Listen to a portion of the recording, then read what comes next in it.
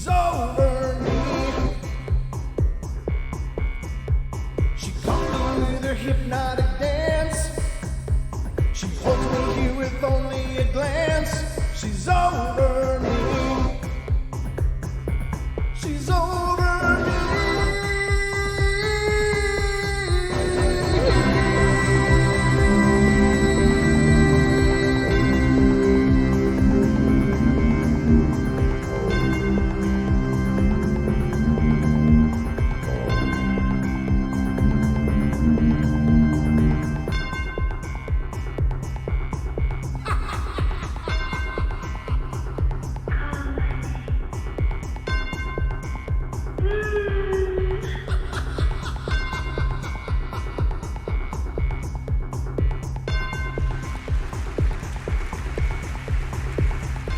And ladies and gentlemen, welcome to our nightly edition of Bedtime Stories from Beyond.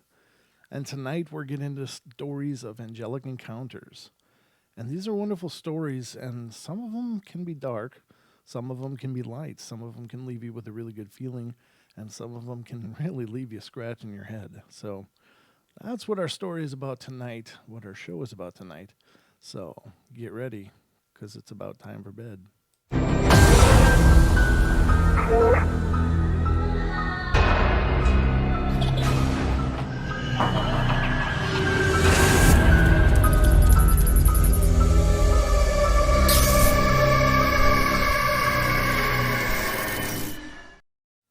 All right, everybody, Monday night, here we are. This is live and unrehearsed, so you're getting it as it happens, and thank you all for being here, and those of you that are coming in the door as I speak. Every night, these are going to be happening at this time, so I've just decided just to make it easier, rather than have weird start times and stuff, that all of the Paranormal Portal episodes are going to start at this time.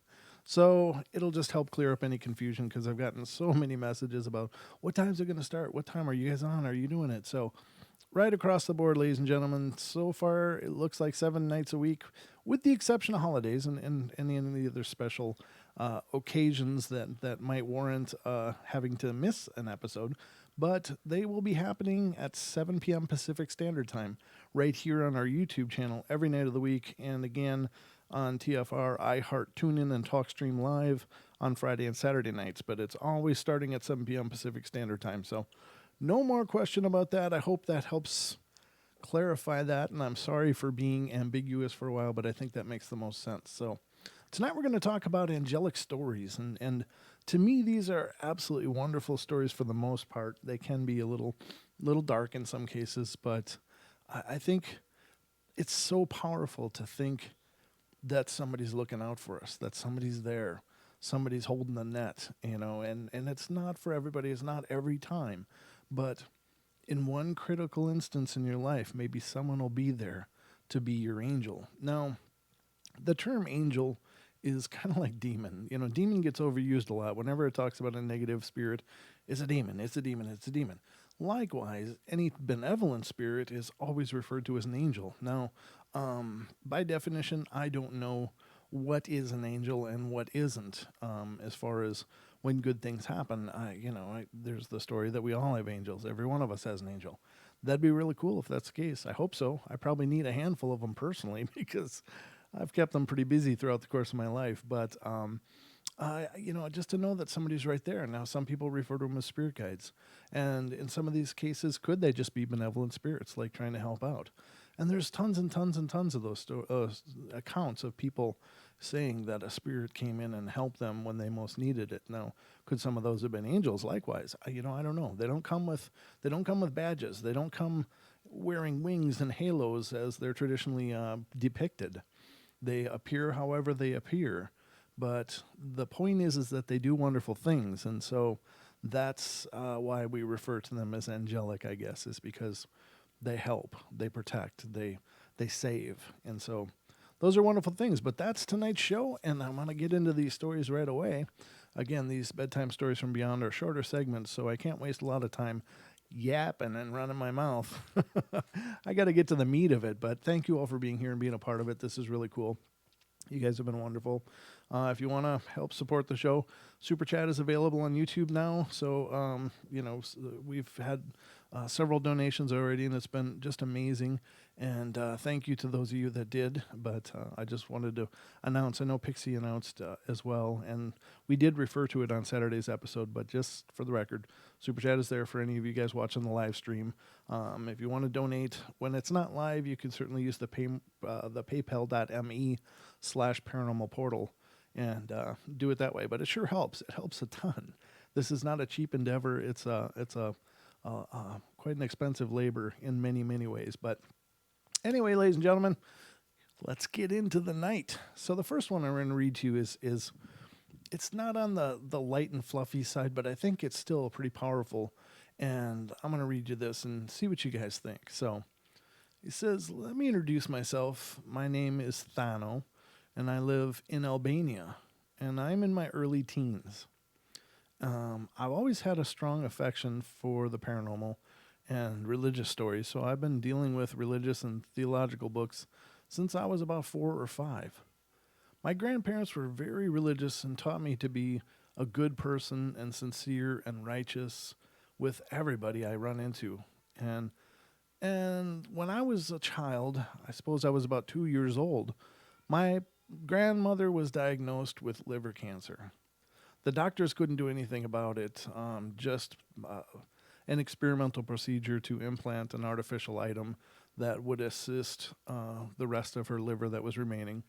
And my grandmother came over to Greece, the place where I lived until I was 5, and decided to have the surgery there. One day before the surgery, my father saw a vision. It wasn't a dream, it was a vision. My father just got home late from work and went to bed. I was sleeping in my little bed, and my mother was watching TV. My father took a shower, drank a glass of milk, and went to bed. My parents turned off the TV, and they both fell asleep.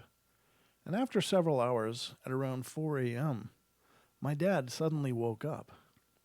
He heard a strong noise, a loud noise coming from outside the house. My mom didn't wake up, only my dad. Suddenly, he heard the doorknob getting opened, and the door started slowly opening.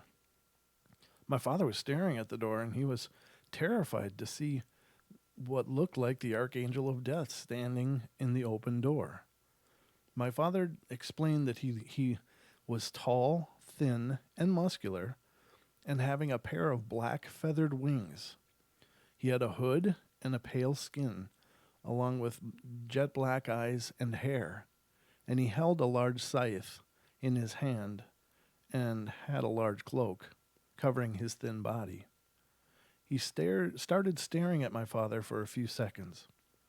My father went from being absolutely terrified to curious and then to confused. My father finally asked him, "What do you want? Why are you here?" However, the angel didn't respond. He just kept staring at my father. Finally, my father got to the point and asked, "Is my mother going to die?" Death closed his eyes and lowered his head, showing sadness and desperation.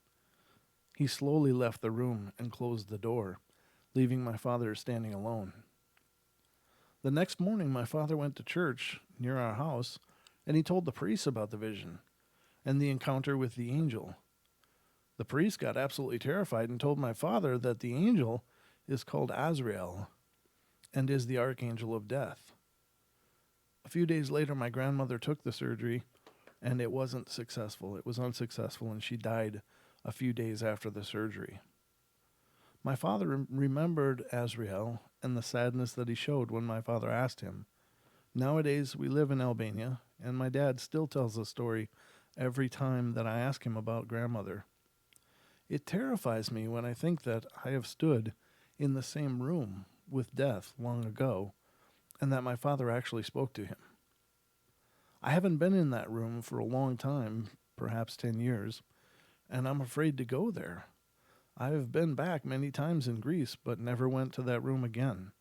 I'm just too absolutely afraid that I might meet Azrael personally, although I guess we will all meet him someday. So a very cool story.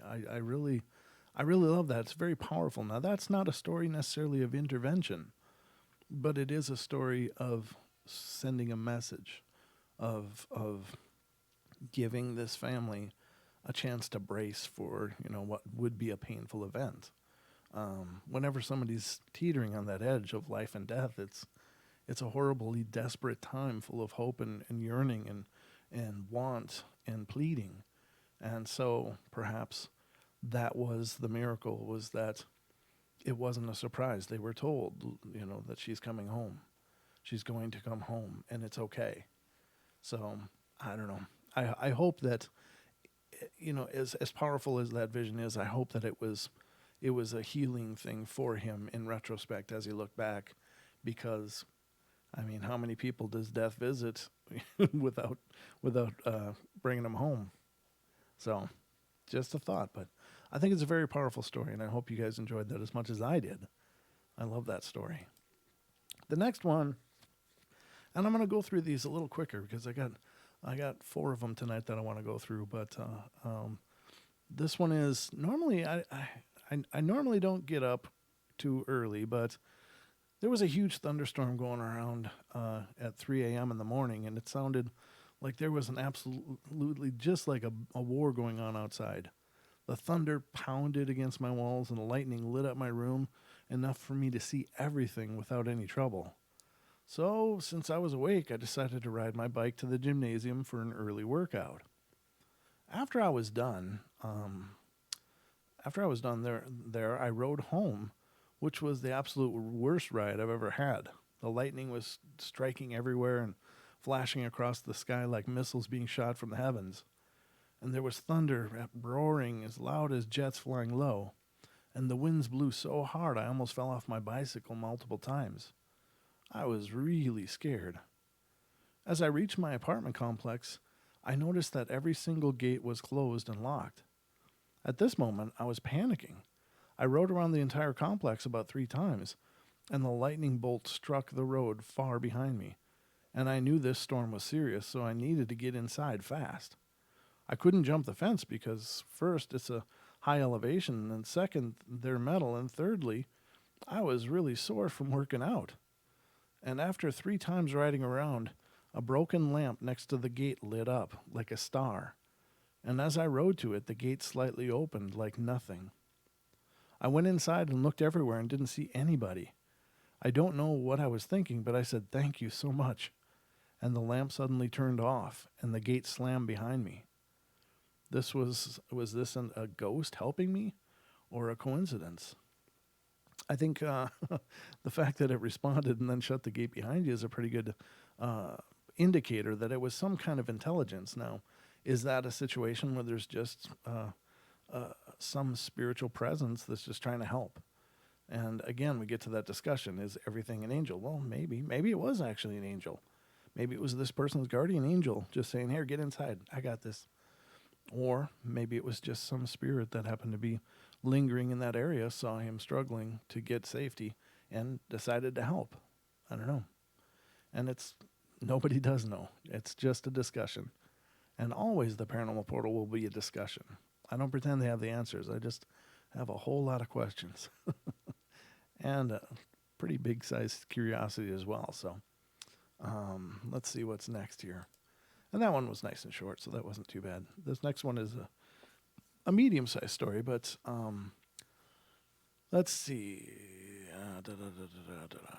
Okay, this is coming out of the Philippines.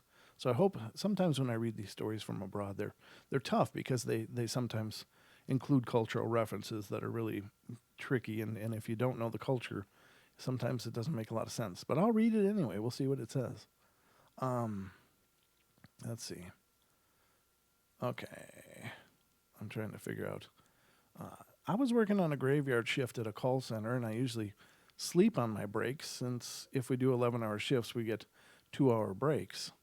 Now, the mail quarters is not exactly the place that I'd go and sleep, since the place reeks with foul smell, and that mail is spelled M-A-L-E, not M-A-I-L.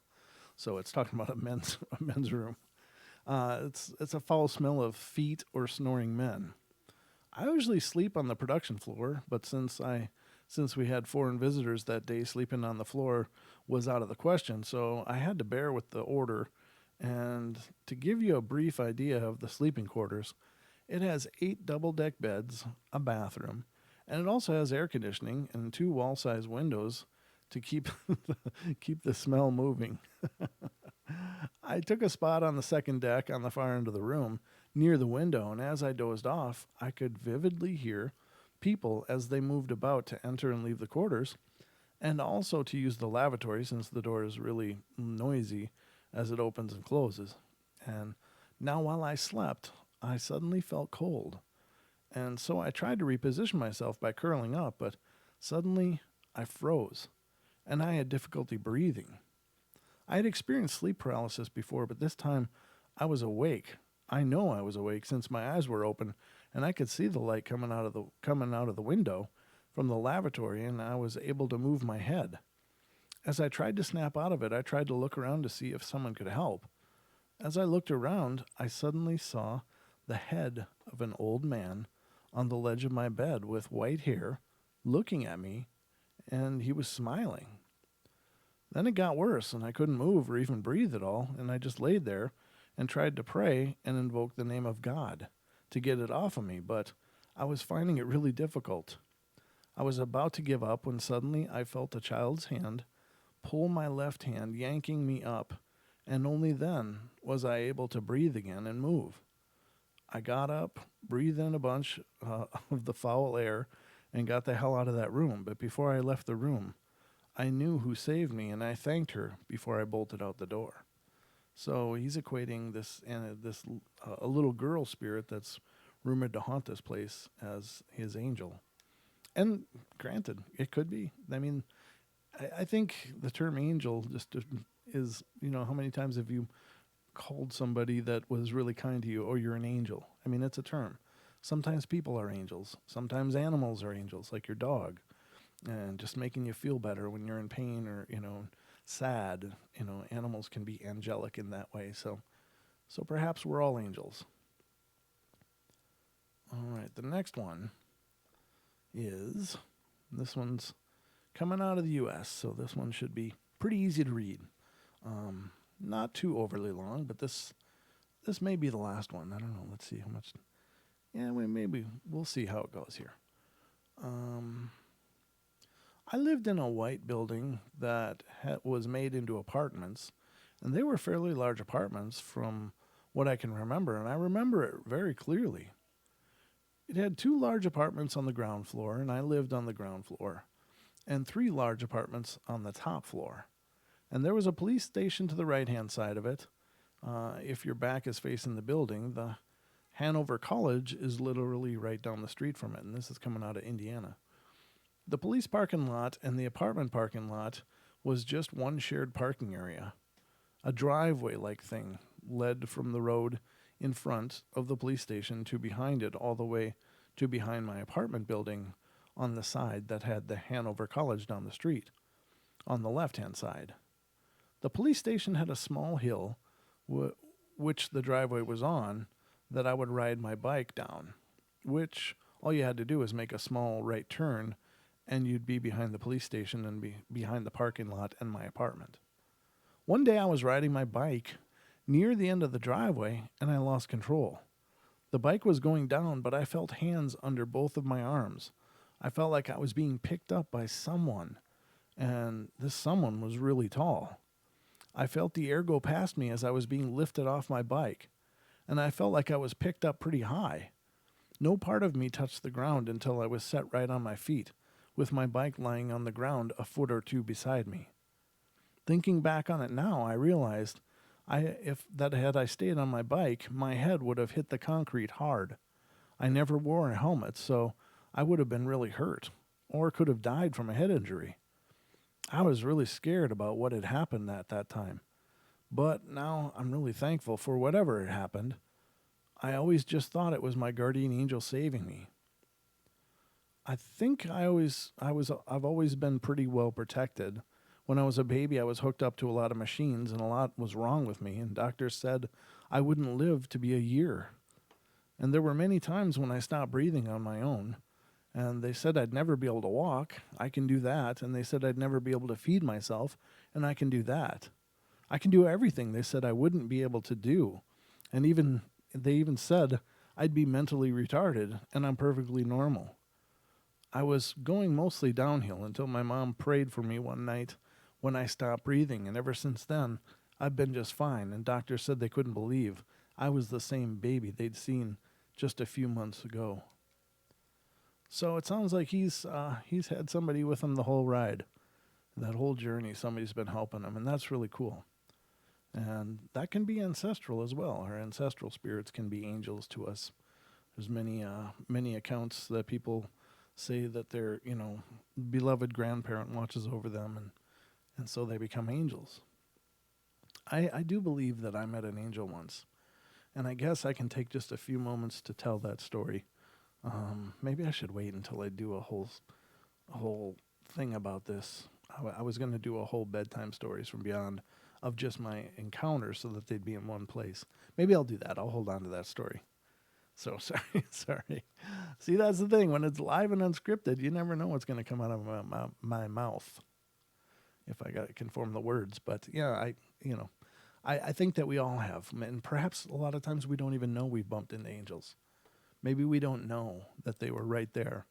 And maybe they look like everyone else. Maybe they were just there and gave us a smile on a day we really needed it. Or maybe it was that stranger you bumped into when you had all the problems and they had the best advice and it turned things around for you.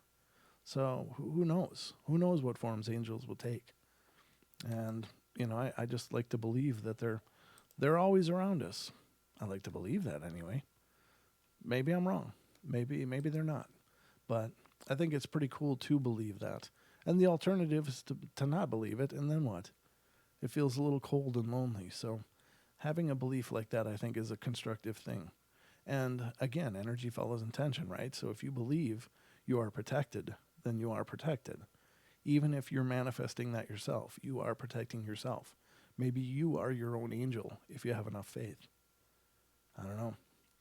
But I think that'll about wrap it up for tonight, ladies and gentlemen. That'll be tonight's Bedtime Stories from Beyond, and I hope you've enjoyed it. Again, please spread the word about the Paranormal Portal to everyone you know and love. If you love the portal. And if you don't like the portal, tell everyone you hate. But make sure to definitely make sure, if you're not already, to subscribe and like the episode. Like the episode, because that really helps us. On YouTube metrics and stuff. They promote our videos more, depending on how many likes we get. So, and also subscribe to the channel if you're not already. And follow us on Facebook, facebook.com/Paranormal Portal Radio. Twitter is at Paranormal Portal, PORTL. And be careful, because there's another Twitter out there called Paranormal Port, and then they used the number 1. And that's not us. So it's PORTL. And I'm always posting show promos on our Twitter as well. I don't use it a bunch, like to get on there and tweet like a lot of people do, but I do get on there once in a while and share tweets or things like that. So I'm trying to find time to get over there to learn to use it a little better. But we have, I think, 38 followers on Twitter, so it's kind of a skeleton crew over there. So if you've got Twitter, follow Paranormal Portal, PORTL at Paranormal Portal. So I love you all. Be good, be kind, be nice. And again, I'll be back tomorrow night with another Bedtime Stories from Beyond. So I hope you guys have enjoyed it. I hope it's been a good episode for you. I know I love doing it. I don't have to miss doing the show now. It's nice to do these every night. And so I guess I'll leave you with that, everybody. So take care. And I will see you tomorrow night at 7 p.m. Pacific Standard Time for another episode of Bedtime Stories from Beyond from the Paranormal Portal.